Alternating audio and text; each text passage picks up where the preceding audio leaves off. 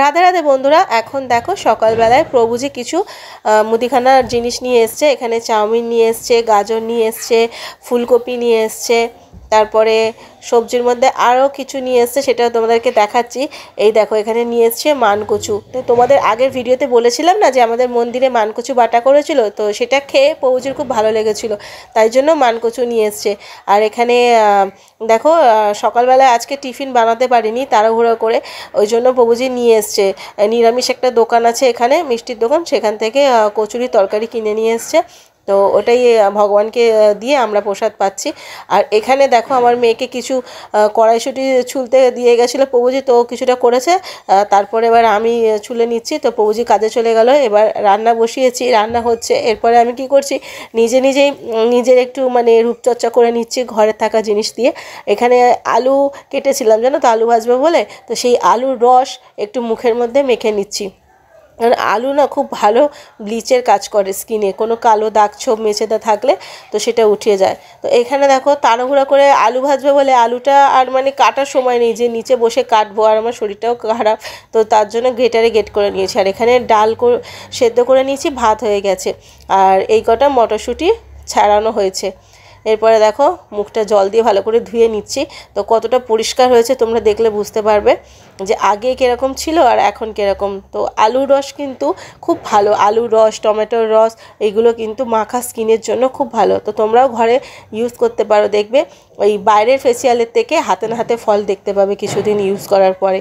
তারপরে দেখো এখানে আমরা প্রসাদ পাচ্ছি, ভাত, ডাল আর আলু ভাজাটা পুরো ঘন্ট হয়ে গেছে, যেহেতু ঝিরিঝিরি করে ভেজেছিলাম। আর এখানে সন্ধেবেলায় রায়নি টিফিন খাচ্ছে চকোস দিয়ে দুধ। আর ওই আলু ভাজাটা যদি একটু বেশি তেল দিয়ে ভাজা হতো না, তাহলে ঝরঝরে একদম ঝুরি আলু ভাজা যেরকম হয় সেরকম হতো। আর এখানে একটু কড়াইশুঁটিটা পুরটা বানিয়ে নিচ্ছি। তো ওই কড়াইশুঁটি বললাম না মেয়ে ছুলে রেখেছিলো, তারপরে আমি কিছুটা করেছি।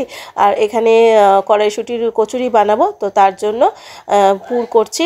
এখানে সমস্ত গুঁড়ো মশলা দিয়ে দিচ্ছি, ভাজা মশলা, ওই ধনে, জিরে, মৌরি গুঁড়ো, তারপরে হলুদ, একটু চিনি দিলাম, একটু নুন দিলাম, সব কিছু দিয়ে ভালো করে একদম পুরটাকে শুকনো করে নেব।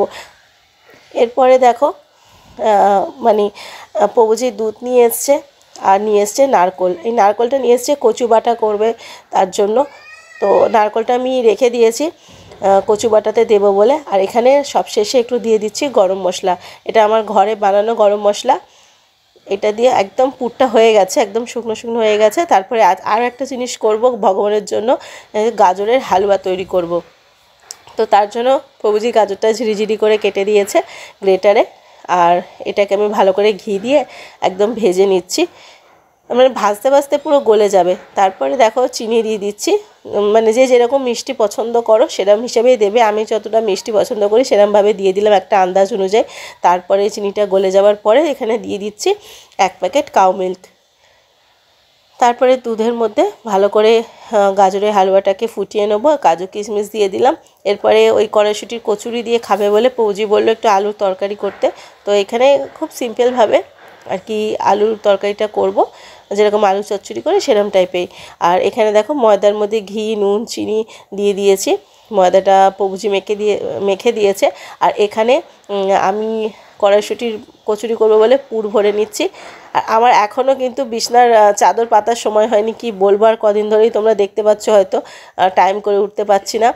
আর এখানে প্রভুজিও একটু হেল্প করে দিচ্ছে, কারণ আমার শরীর খারাপ হলে এরকমভাবে আমার সাথে সাথে ও হেল্প করে দেয়, যতটা পারে কাজ করে দেয়। তো এখানে লুচিগুলো কি সুন্দর ফুলছে, সবকটা লুচি এরমভাবে ফুলেছে। তো আমি ময়দা দিয়ে করেছি, চাইলে আটা ময়দা মিশিয়েও করা যায়, কিন্তু আমি আজকে আর আটা ময়দা মেশাইনি। তো দেখো লুচিগুলো ভাজা হয়ে গিয়েছে, প্রভুজি এবার ভগবানকে ভোগ লাগাবে। তাহলে আজকের ভিডিও যদি তোমাদের ভালো লাগে বন্ধুরা, তাহলে যারা ফেসবুক পেজ থেকে আমার ভিডিও দেখছো তারা প্লিজ আমার চ্যানেলটাকে ফলো করো, আর যারা ইউটিউব থেকে দেখছো তারা চ্যানেলটা সাবস্ক্রাইব করে আমার বন্ধু হয়ে আমার পাশে থেকো। তাহলে আজকের ভিডিও এখানে শেষ করছি। রাধে রাধে।